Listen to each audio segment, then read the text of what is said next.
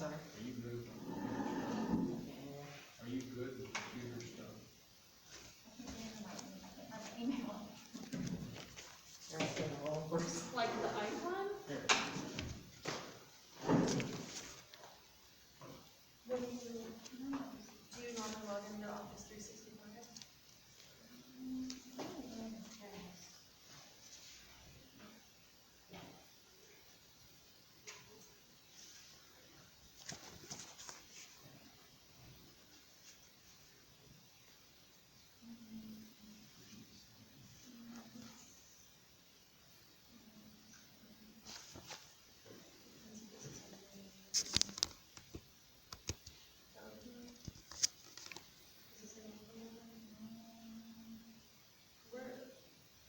When you log in your email, where do you go? Make yourself a list. See my face too, come on.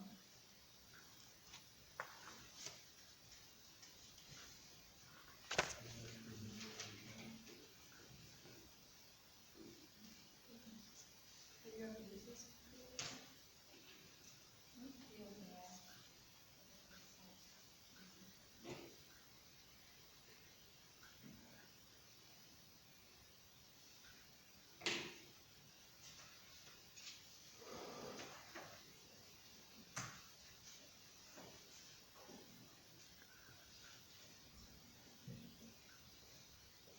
Do you guys have icons on your computers you click on? How did you get to your email? .com.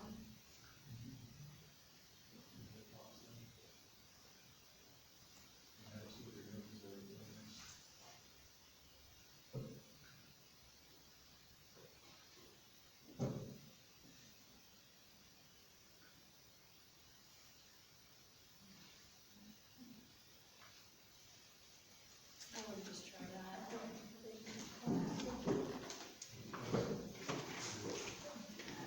It's 6:27, call the meeting of the common council, November 2nd. Order, please rise for the pledge of allegiance.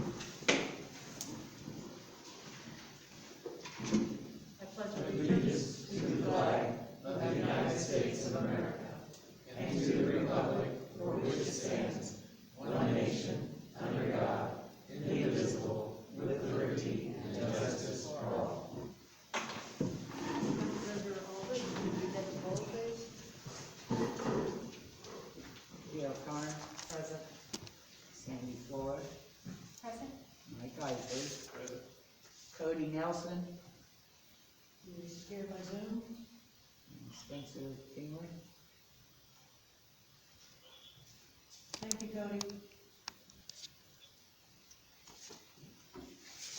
Can you hear all right, Cody?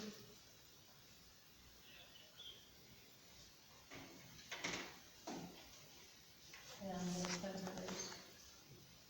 Okay.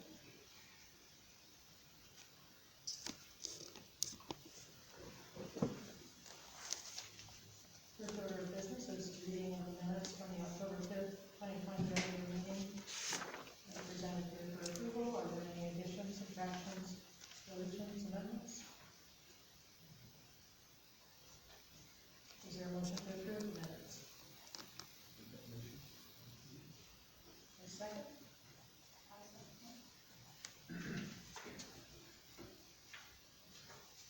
All those in favor, signify by saying aye. Aye. Cody is an aye.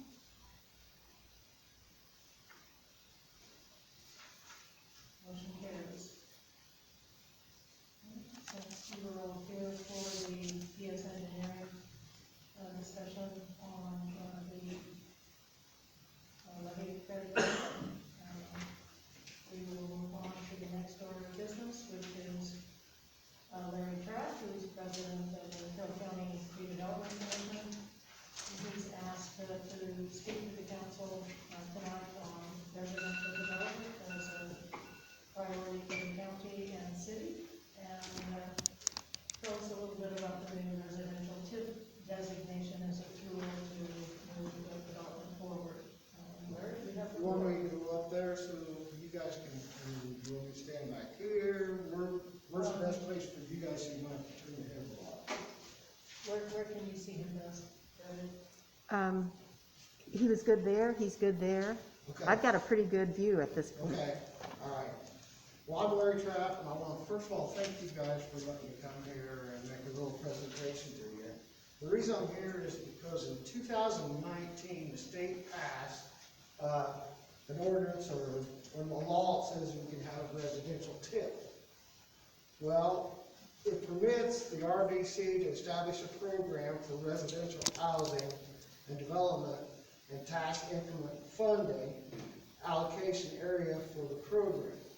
Well, there's a lot of things that go into that. One is if the average of a new residential houses constructed in the county or municipality in the preceding 3 years is less than 1% of the total number of the residential houses in the county or the municipality. We have done some checking. There's 2 townships that would not qualify, but the rest of the county would, and Deer Creek Township would qualify. So the city of Delphi is in that, so we thought maybe it's a good time to think about it because of 2016, when we did a strategic plan, that was one of the things that was brought up is Carroll County needs residential housing. And so we earmarked, if you had the map in front of you that Anita had sent to you, we earmarked a section that we thought maybe that might be a good place for residential housing. And that would be from basically the school to 421, or from the school to almost to the heartland. And it would include the church area, all that ground in that area, because it's close, we can get water infrastructure, we get water and sewage to it. And in the past, the past 2 mayors we have worked with on, they thought they could get the street in through the church that would put you to Dayton Road. So we thought maybe this would be the easiest place to start a residential housing if we wanted to do it. But we've had one developer back in 2017 that had looked at this site, but he passed on it later on. With the residential TIF, we have, you guys can get it and we can get a bond, and then we can talk to the developer to help get this started if we want to do something. But my problem was tonight is we're going to do a new strategic plan starting in probably February or March. And so what I was wanting to do is get the city of Delphi to see whether they had any other places that they wanted to talk about a residential TIF instead of that area. Because I don't know what the city has done a strategic plan where they think residential needs to be on the northwest side, northeast side, or whatever. So it's something that we need to talk about and get together and see in a strategic plan. Because the next 5 years, I think we've got a lot of growth potential coming into this county if we want to do it. And the thing we have to look at is we're low on taxes versus Tippecanoe. Tippecanoe, there's people that are probably going to want to move out.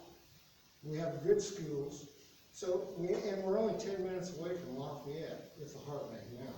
So I think our potential for growth is there. And I do know that there's going to be some growth coming from the industry side to this county. So I think it's something we really need to look at. There's a couple other things we need to look at in this clause. And it says it requires the Department of Local Government Finance, which the state has, and in cooperation with the county and municipal agencies to determine whether we have eligibility. Well, we have kind of worked with a couple that says we are eligible. And the last thing that they say is that it has to provide, the program must take effect with the governing body of the school corporation affected by this program. So the school has to pass a resolution approving this program if we make it to the next step of that level. that I'm here is, because I'm, as the president of the RBC, I want you guys to make some discussions, and it doesn't have to be tonight. But when we do our strategic plan, I really think we need to sit down together as a city and a county and see where we want to start our strategic plan to go to for this county and the city. And I know you guys will have to get a bond, and we'll have to get a bond. And then it'll probably be done just like it was done when we did the infrastructure to get the water and sewage to the industrial park. A percent is set up for the city of Delphi, a percent is set up for the county to pay tax-wise and get the money back to the taxes. So I think we can do that. We can work with, I think you guys work with Baker and Tilly. We work with Baker and Tilly and Matt Ackerley, so we could bring them in. There's been 2 cities that I know of today that's done this since 2019. One was the city of Warsaw, and the other one is just working on it right now, and that's Rushville. So I think it's kind of been a slow process because it's kind of confusing. And so I think we have the potential here to learn from Warsaw and Rushville and maybe do something to get started in this county. That's what I have. You guys got any questions? That's fine. And I just want to open up for discussion for you guys to talk about and see what your thoughts is when we do the strategic plan. Thank you very much. Thank you, Larry. Thank you, Larry. Does anyone have questions for Larry, or obviously this is gonna be a topic for us to consider down the road as we look at areas where we could consider residential development and what strategies we want to put in place. But anything tonight? Okay, Larry, thank you so much. I appreciate it. And the next is an update from our CCEDC representatives. We have Joe Mayfield and Ken Walton here this evening. And our other representative is Dr. Greg Bonner, who is the one we need now. So, do you have a tag show for us? I'm first. Okay. So we were invited here to update you on the process that the Economic Development Corporation is going through in their search for a new executive director. So we have currently 10 applications with the possibility of one more that we are going to allow to submit. If he or she does, we don't know if they will. So we've had 10 applications. We've completed the first round of interviews.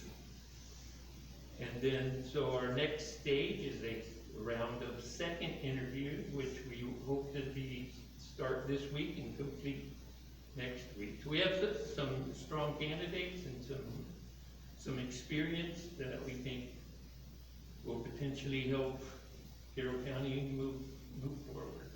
So that's our update on the search for a new executive director. Sorry, I think that's me. So is there any questions about that process? I can try to answer.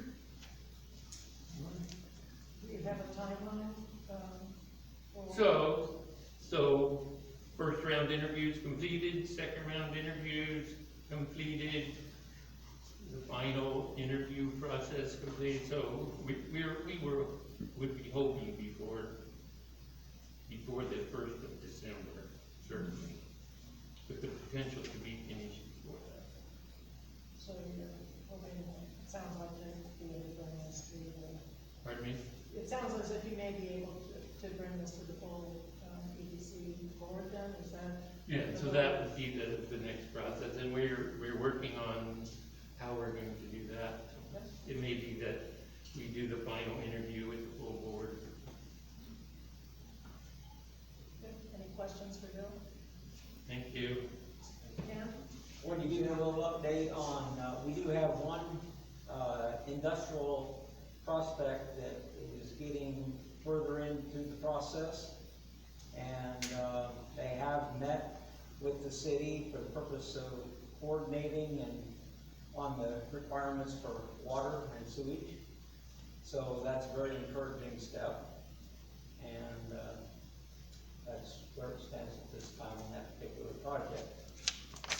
One other update, we are having our strategic plan, is getting very close to being ready to go public.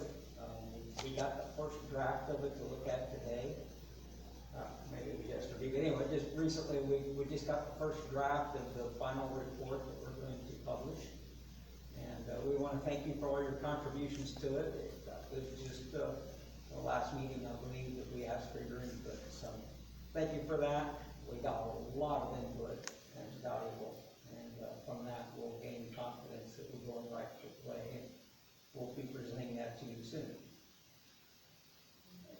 Any questions on that? I have a question. With whom are you coordinating about water and sewage? With the city, you mean? You said with the city. The superintendents of water and sewer, yeah. And also with our engineering consultant. And what is the site you're looking at? We cannot talk about I cannot divulge at this time. Any other questions? Okay, thank you. Thank you, Dan.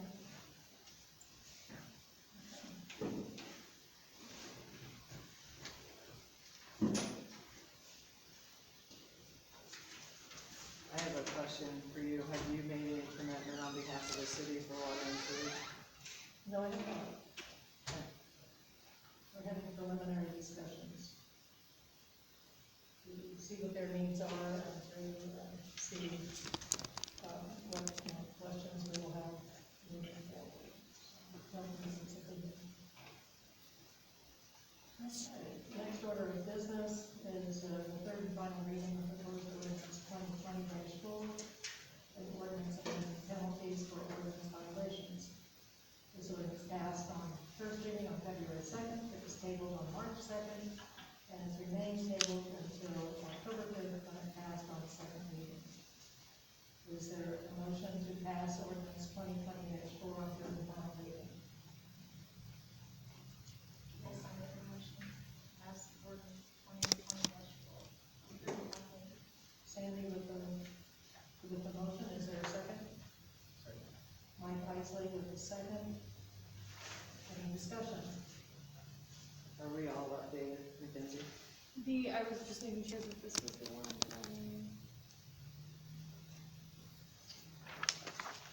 The one, error that you found was the weeds section, so I'm assuming, is this the one that had the correction? The one that I put in the packet was downloaded from what you had sent. After, Okay, this is the one that you caught, that had the word maintain and then needed removed in multiple spots. This does appear to be correct. This is the final version.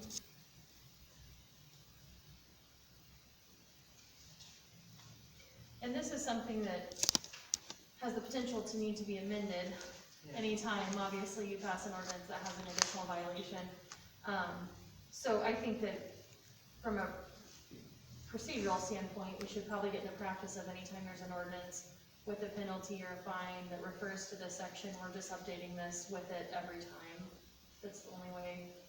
I wouldn't just do it once a year or something like that. I think we just need to do it as it's affected, is my suggestion.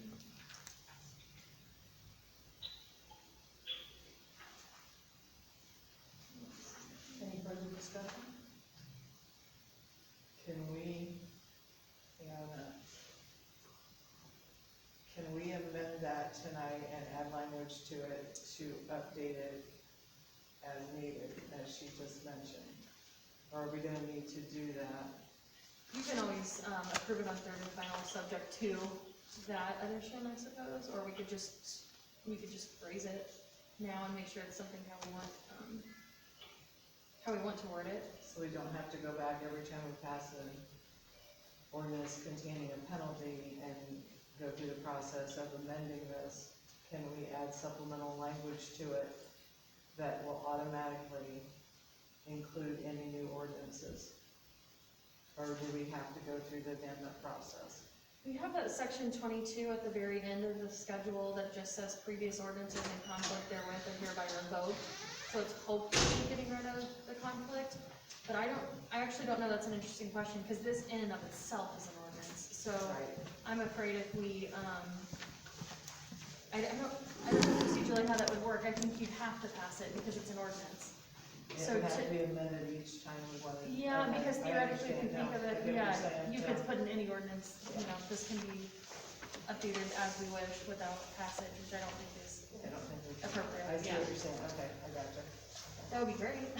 Yeah, It's on, generally, it really doesn't need updated too terribly much, but it needed this overhaul, I mean, desperately.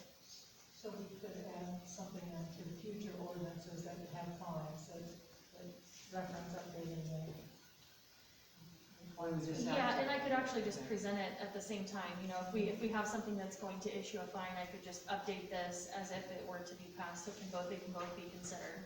That could be another way, so that you guys can consider it at the same time versus, and then I suppose if the ordinance that issues a new fine doesn't pass, then you wouldn't even need to vote on the proposed amendments to this section. That makes sense. Okay. We can address it there, but. Any further discussion?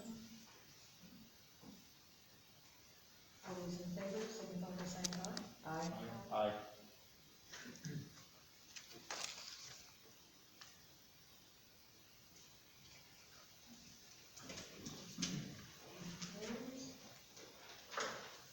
We move next to proposed ordinance 2020-9, an ordinance regarding unsafe buildings. Proposed ordinance passed on first reading on March 2nd and was tabled on August 3rd and under consideration by the council.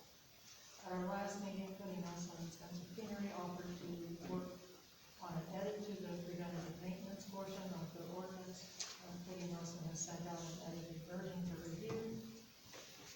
If council does desire to take action on the proposed ordinance tonight, would ask that we, first have a motion to take it from the table. Another second and a vote, followed then by a motion for passage, so that we can begin discussion. So is there a motion to take up proposed ordinance 2020-9 from the table? Mike was the first. Is there a second? Second. Cody Nelson, the second. All those in favor, signify by saying aye. Aye.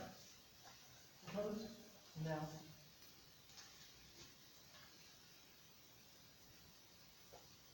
Motion carries. Is there a motion to pass proposed ordinance 2020-9 on the second reading? I didn't see that. Second? Second. Okay, discussion? Cody, do you have the floor? Yeah, so since, last night, so I know it's probably, everybody hasn't got their review, and really just brought into it, I apologize for that. What have you seen, if you have seen it, is there anything that you would like changed? What do you think of the new changes? Okay. Still think it's good. I don't think there's gonna be any way, but this was more, guided at really giving, I mean, my understanding is the Indiana code already gives the mayor or other executive officer or whatever, however the language says, the power to do these things already. I mean, this is more just Delphi giving, I guess, some more clarification on the Indiana code and how it should be done by the mayor. I don't think any is gonna get offended by people's feelings of pain, but I guess if that feeling of pain is somehow gonna fall on somebody and kill them, then you might be offended. And you might work towards resolving that, but again, I don't think going is gonna be perfect. You know, we did take off some, spots about, windows, glazing, or I don't know what can't remember what we did with that. That's still on there. Oh, yeah, I left it in blue. That was more clarifying, but the, you know, I'm willing to edit this again to get rid of the glazing and swimming pools part, but I mean, at the end of the day, it again, you know, it comes back to safety.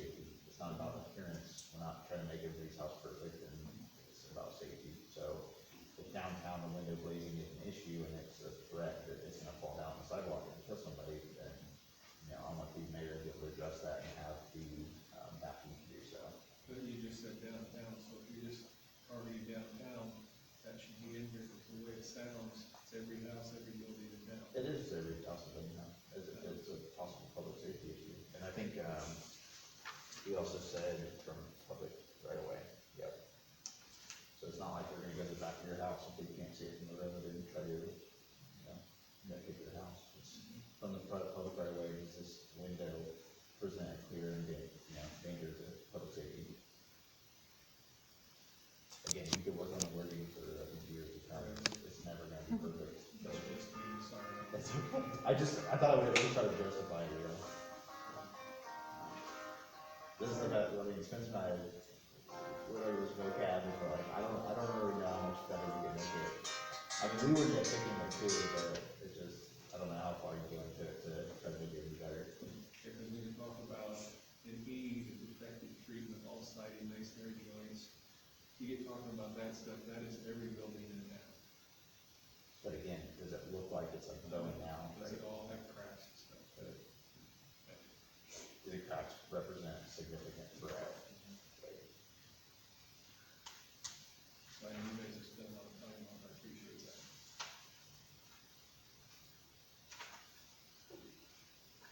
Are you finished? Are you good?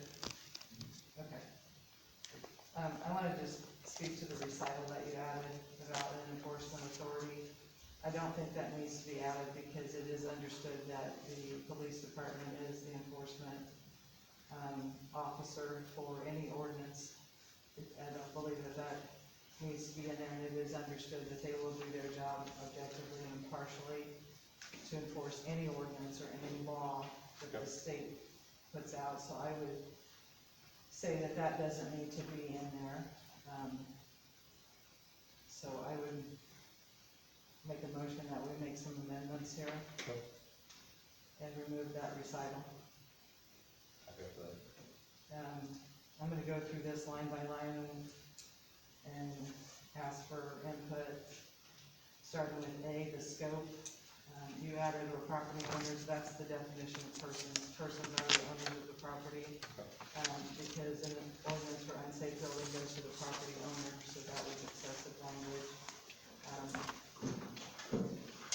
Speaking one second, is someone taking down all these changes, because I no longer have a copy? I would be glad to, if you wouldn't mind, that recital you were referring to? It was the red one that was added. Okay, So whereas, got it. You're suggesting John put it. Remove it. Thank you. And just a point of clarification for the section A on scope, I don't know that we need to add property owners, since that's what persons actually refers to. I do believe, my personal opinion on A through G under general requirements are that they are just basic, pretty much what the state statute already covers, so there really isn't much there that I would think would need to be changed. Getting into exterior structure, the exterior of a structure shall be maintained in good repair, structurally sound and sanitary, so not to pose a threat to public health, safety, and welfare. I'm fine with that, are you guys fine with that for exterior structure? Okay. Street numbers, that is a requirement for 911, so I don't know that we would want to mess with that. Letter B. Letter C. I don't know how you're gonna see dead loads from the public right of way, because that includes the rafters, the interior walls, the structure. Live loads are things like people in the building, the furniture, the amount of water and ice on the building. So again, I think that's something the state statute speaks to, but I don't know that we need to add the additional view from the public right of way, because you're not going to be able to see all of those things. Because part of it is the interior structure of the home. Sorry, can I interrupt and ask a kind of procedural question? So we're gonna go through line by line and you're gonna make the suggestions. I'm gonna jot them down. Are you intending to get opinion on all those suggestions? Are we moving, like? I would like to hear. Because my fear is you're gonna go through all these and we're gonna all look at each other and say, all right, are we moving to pass on this or this? And then maybe you don't wanna pass on whole of either. Just trying trying to think of how this is gonna play out. I would like to see that, that particular, as the public right away. How are you going to see, like the rafters and the interior structure and the basement foundation from the public right away?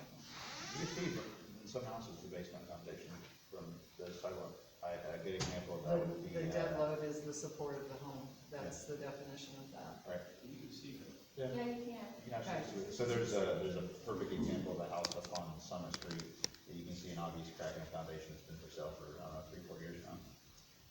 Other things that might be worth consideration is like, loads, for porches, patios, so one sagging, and pulling something down, you might be able to see a little bit of the, attic structure or whatever. So.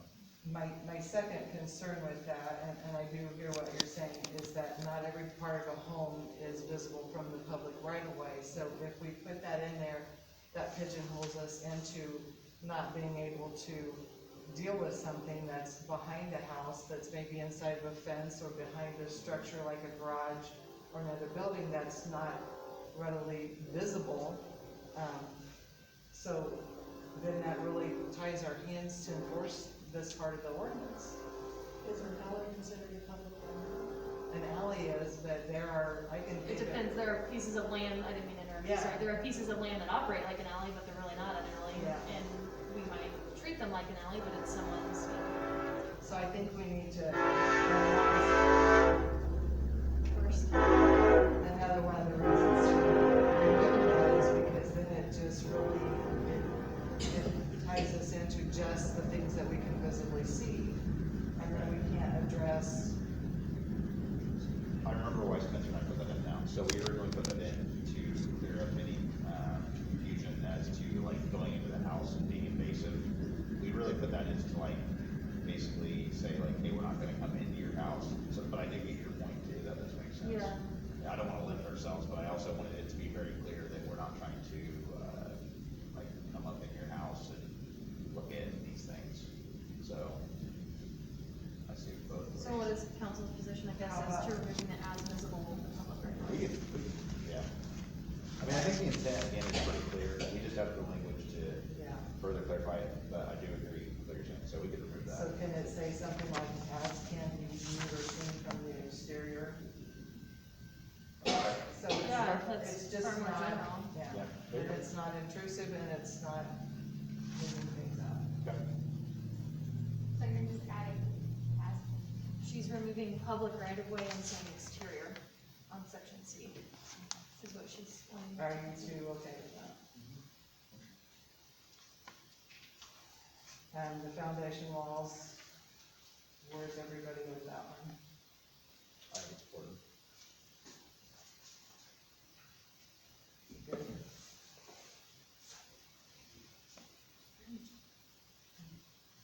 Yeah, I'm fine with it with the deletions you made. Are you guys fine with that one? F, G and H, and I.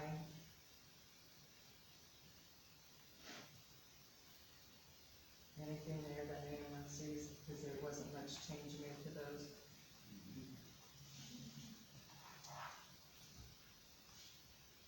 Those sound pretty good, looking up.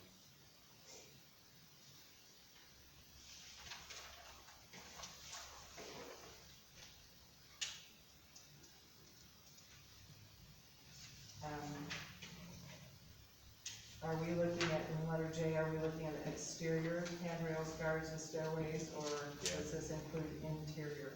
Exterior. So we probably need to designate exterior handrails, guards, and stairways.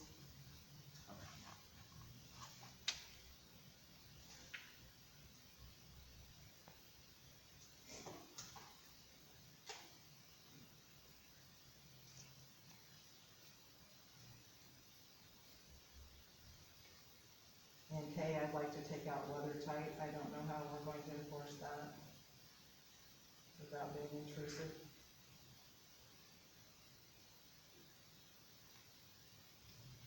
Thoughts on that? Whether that's just no red. That's all we can find in.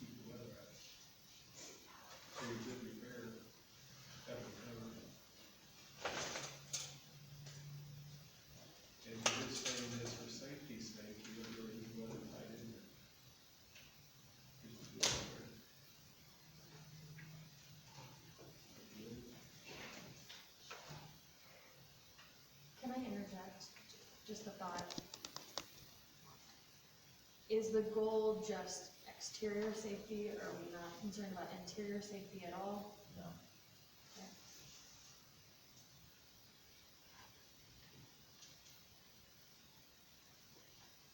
That was, I guess, something that we had to discuss in previous meetings and stuff, that we did not want to serve any of the interior, really in any sort of way. It's more exterior safety, surrounding buildings, sidewalks, people.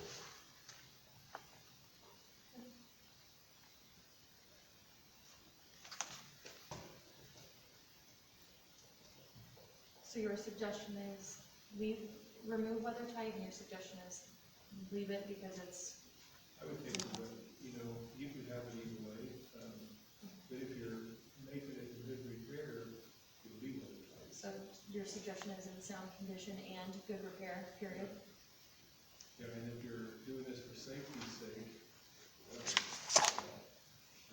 to be comfort.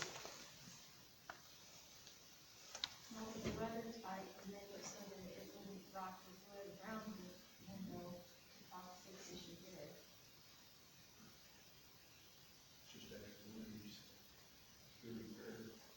You can have it on there, but not either way.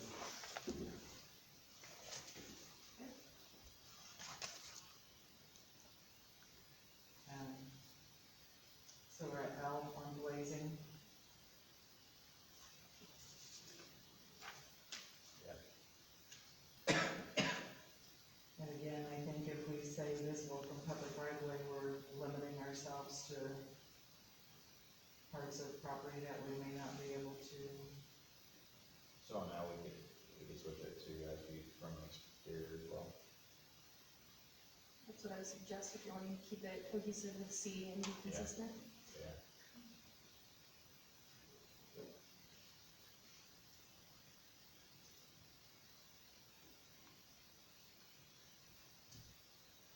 In O and P, there aren't any changes recommended.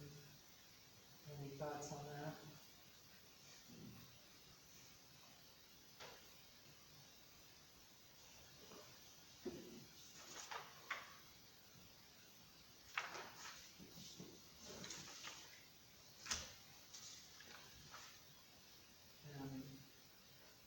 Swimming pools, keep that one. Mike, as a swimming pool owner, how do you feel about it? You don't want to, The only thing that I it's good. considered adding was if you wanted to make a down pool. Right now, oh wait, I did take the education stuff. Okay, I mean, I don't know that there's any pool in Delphi that is not okay with this ordinance, like if it were to be passed. Yeah, most schools have Right. a gate, fence around it, some roof. The only thing I don't have there is shades, I won't put that on there, I'm not gonna Well, right now, we don't have this one. So if we got rid of the fencing, we did just say clean sanitary conditions. I would leave the fence on there, Wow. We could but probably- not. Didn't we say that we cannot make something less stringent than state It statute? can be less strict than state, it can only be more, so I guess if we're looking at this purely from a safety standpoint, I guess it being clean would, when I think of safety with a pool, I don't necessarily think about cleanliness, I think about children falling into a pool. So I don't know how you guys would wanna word it, but I would suggest maybe putting something in there that ensures that the property owner is taking reasonable steps to protect trespassers or their own family from harm, I guess that would be the whole Right, concern I because would have. if we're making it about safety right now, it doesn't speak to safety. But I see why they're doing what they're Kind of doing, does. because generally it's shot down if it's too strict, so. Well, the pool is not in the sanitary condition, you'd be spreading bugs, bees. Okay, fair, that's good. There is a You're gonna have frogs argument. in it. And in good repair, that if it's not, chipping, some of the current. We have a bunch of nasty water in it. Yeah, which honestly, I mean, good repair seems like a catch-all, but it's not, so from personal knowledge, an HOA in this county, had some legal issues because of cracking concrete and kids running and falling and hurting themselves because it's not even. So in good repair, I don't think is a catch-all, I think that's necessary. But I would put something about an enclosure, I don't know how you guys wanna word it, but that seems like if I think about a pool and safety, that's the number one concern I would have. So I don't know if, reasonable and necessary steps to secure the pool, I don't know, Sounds like me. I don't know how else you wanna word it. Yeah, because people that have, like the above ground pools, a reasonable step is removing the ladder, so the kid can't just get in there. I mean, to me, that's, Well, but we have a pool, and I'm not taking the ladder out when the pool's over. but you have a fence around yours, right? Fence Yeah. around it. Yeah, so that's a You reasonable, take the ladder out, they can't get out if they fall in. yeah. So you leave the ladder in the pool. No, I meant like the freestanding pool is what, yeah. I was So they thinking, can't get up there. yeah, what my neighbors, I was thinking of my neighbors, they remove their Like ladder. an above to me, that ground, seems- yeah. So, you're gonna add the wording for that? I guess right now, let me think about it, but right now what's coming to mind is just like a general and take reasonable and necessary steps to secure the pool. Okay. Of course, there's always with anything some interpretation as to what is reasonable and necessary, but I think clearly access to the pool is the thing that we're trying to prohibit. But yeah, the intent's not to make everyone build a fence around their pool, it's just to make sure that whatever it is that needs to be done is being done to secure. Close the top if it's some sort of, seal that doesn't allow someone to fall in and sink in, or so, I don't know. Or- And again, your insurance is probably going to set something to your pool. We did a few years ago, they said, what if you change this to this? I said, And then your addition of windows, Yeah. what were you thinking that would be different there from the glazing? Because glazing is like a method of window, so that is a very specific pinhole style window. So the windows addition would be, modern style windows, to be free from crash holes or deformities, so. Because the other part of the window section does not cover like really new windows, it just said window glazing, not the actual window unit itself. So you're going with glass, window glass. Yeah, so window glazing is the stuff that holds the glass in. Right, so But this would be address the whole window. And would this be the same as the previous with, the ending being as visible from the exterior and Yeah, remove public right of way? Yeah, let's do that. Okay, and Mackenzie, you, had asked us to stick with some kind of wording standard.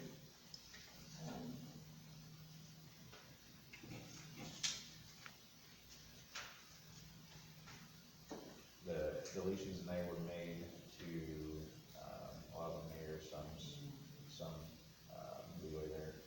Because again, depending on the structure, you're not gonna be able to get super specific. And there's, we talked about it for hours, I'm not an English major, but I couldn't find a way to word it. Or be consistent.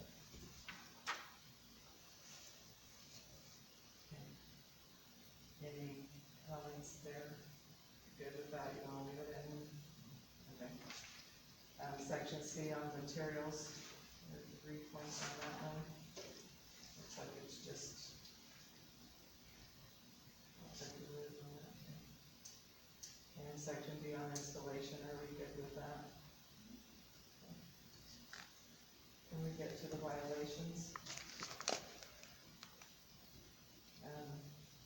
I'm not good with the change on enforcement will be based off of verbal and written complaints. Enforcement of codes and statutes are to be done according to the, conditions of the ordinance, and they are to be done by the police department, not to wait for somebody to give a verbal or written complaint. Or code enforcement officer. Yeah. What? Or Or code the code enforcement officer. enforcement officer. Right, but at this point in time for us, it is the police department.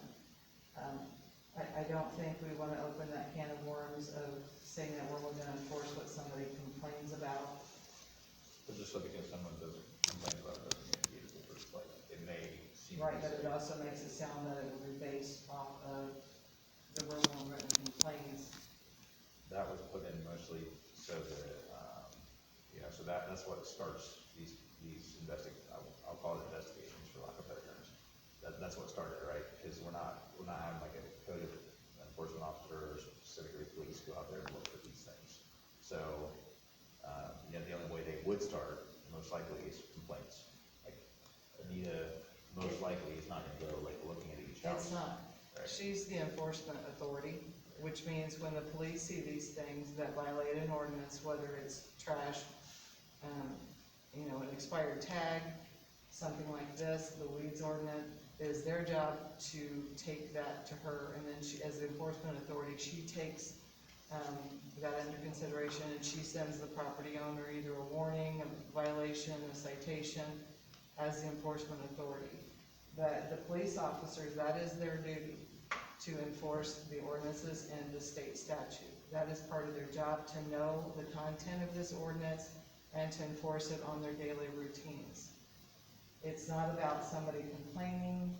Yes, if somebody calls them and complains, but that is a given, that is a part of their duty. So I don't know, to me, it's like when we go to this wordiness, it just invites trouble. Because then people are gonna see this, well, if I complain about my neighbor because I don't like my neighbor, they're gonna come out, and that is gonna take away from the police being able to do their job, because they're gonna do nothing but answer to these complaints. People are gonna take this and run with it.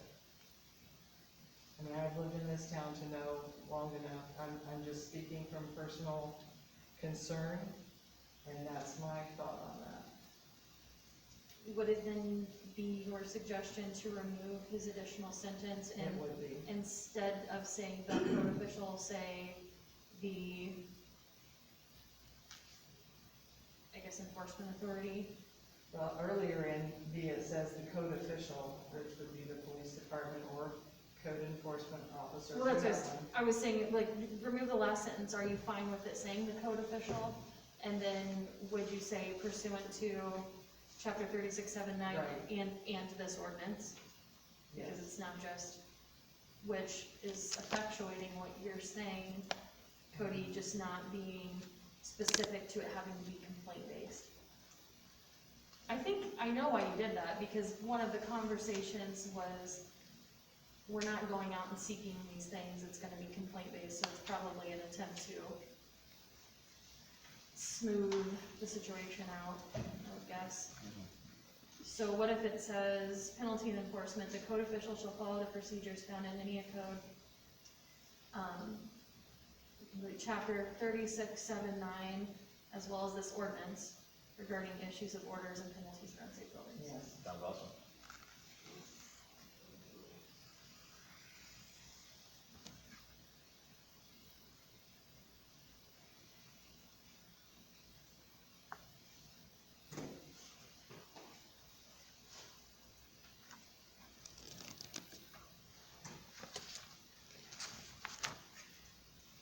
If you listen to Spencer and I working on this, you probably would laugh. English is kind of hard for us. I did great job. Yeah, no, this is great. You were, when we spelled bureau, you spelled it so badly, the spell check did not even recognize what we were trying to type. And if it wasn't for my wife, we wouldn't have spelled But you it. know how to spell it out. We don't test it.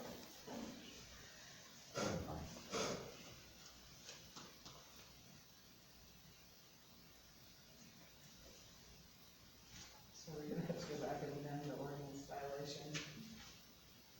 The violation ordinance tonight to include this one, or wait till, I guess this is not the final reading. So we're saying documentation violation occurrences will be recorded. Okay, we're saying it's gonna be recorded with the Violations Bureau, but it doesn't have a specific fee or fine attached to it. So I don't know that it, because I don't think the purpose of this was, well, I guess you have to figure out what is the penalty for it. So I mean, I really don't. You actually, no, you don't have to do Ordinance Violations Bureau, because the penalties can be assessed through Indiana Code 3679. Those penalties can be, and fines can be collected, and that's why you all established the fund specific for that to go into. So this would actually be I believe inappropriate to be an ordinance violation bureau. I think the way, it would run would be, So we take that out. And those fines are largely established in the code. yeah, they are established in the, So do we need that?